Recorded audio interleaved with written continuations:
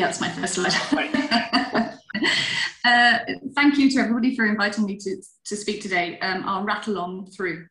Inexeter is a business improvement district, which means that through a fair, transparent and independently run ballot of businesses within a defined area, there is a vote on paying a statutory levy into a collective fund for a maximum of 5 years.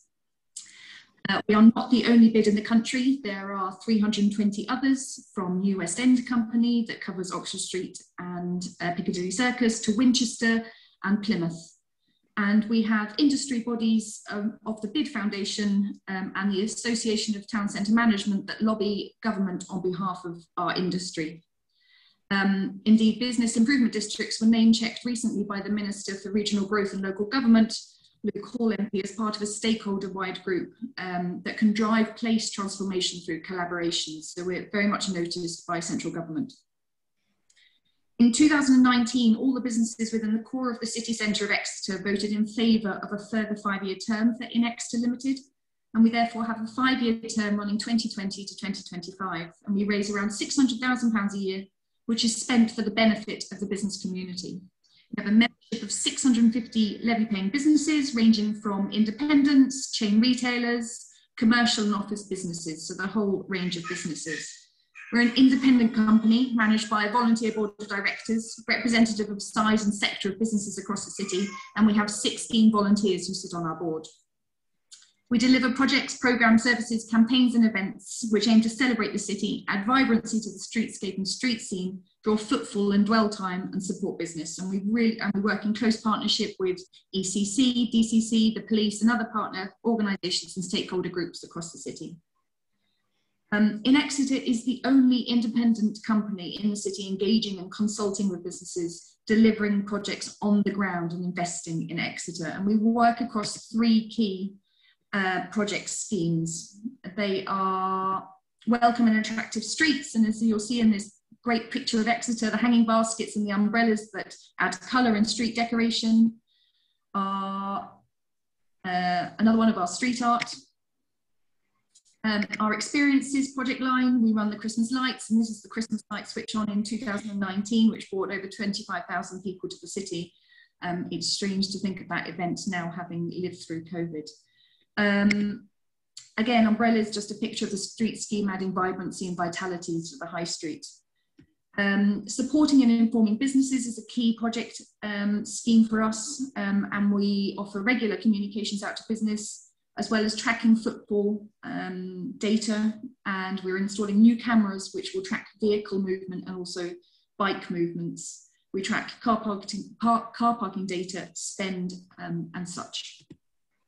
So that was just a brief run through of Inexeter, and we respond to the questions that were posed to us through this piece of work.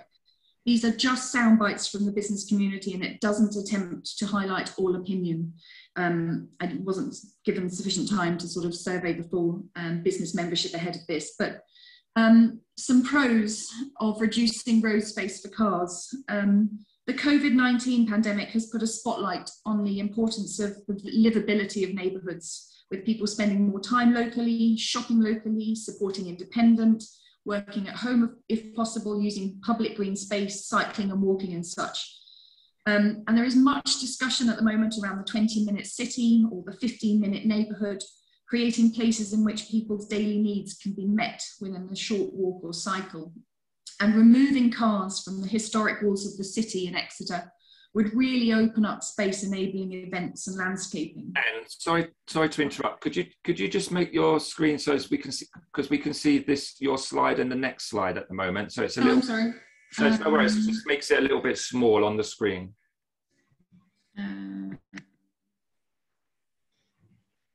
I think it's that one with the square and the, is it the one with the square and the squares behind it?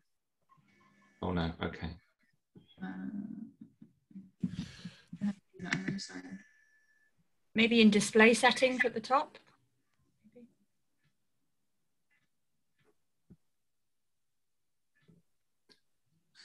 Sorry. Does that work? There you go. Perfect. Thank you. No, it's okay. It just was a little bit small on the screen. Thank you. Sorry.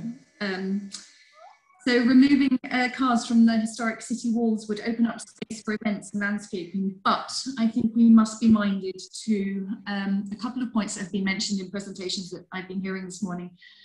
One about multi-routes, yes. How do we address parents that take their children into school by a bike and have to come to work and then go shopping? Can everyone afford the alternative if they're not driving?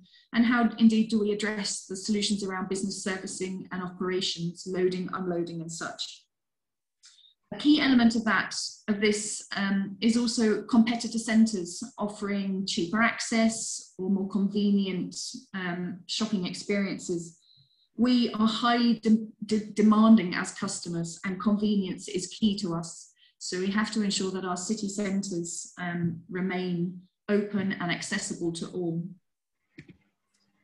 What should be done to encourage less car use? And just as to the previous slide, I'm not covering all bullet points, as I'm sure these slides will be shared out with this meeting. So I'm just covering off some key bullet points. What should be done to encourage less car use? I think we need to be minded to the catchment of Exeter. We have a commuting workforce alone of around 40,000 people each day.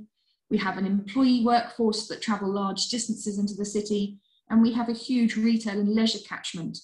And that excludes those coming in to visit for pleasure, shopping, holidays and such. So to eliminate the motor vehicle, we need to provide realistic and credible transport and public transport alternatives and infrastructure to keep those people coming into the city.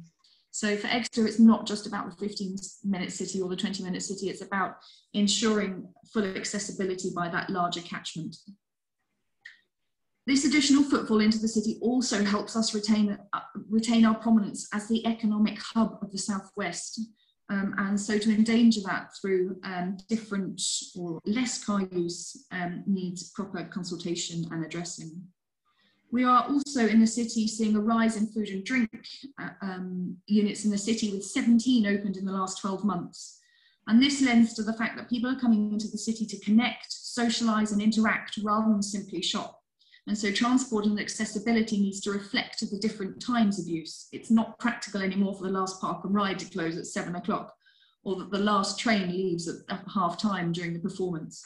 So public transport needs to address this. And lastly, how can reducing road capacity while we still maintain mobility? We need to take a holistic approach of placemaking, not just look at single schemes or single approaches to management, but look at the city and wider area as a whole and stakeholders on the journey towards delivery. We need to engage at the very start of conversations with business. They have the customers at the heart of every decision they make and have such an ingrained knowledge about the local use and local needs, and this process needs to be collaborative. The schemes that we've seen through pictures and presentations are great, but we need to look at the scheme as a whole. Harsh red barriers, huge no entry signs are not great for the streetscape, even on a temporary basis. So these interventions need to be made more pleasant and add much more vibrancy to the city centre. We also need to invest in the whole journey. For example, for commuter cyclists, we need to provide free of charge lockers or changing rooms, shower facilities, and also flexible workspace. So here a list of a number of options that I've just highlighted too.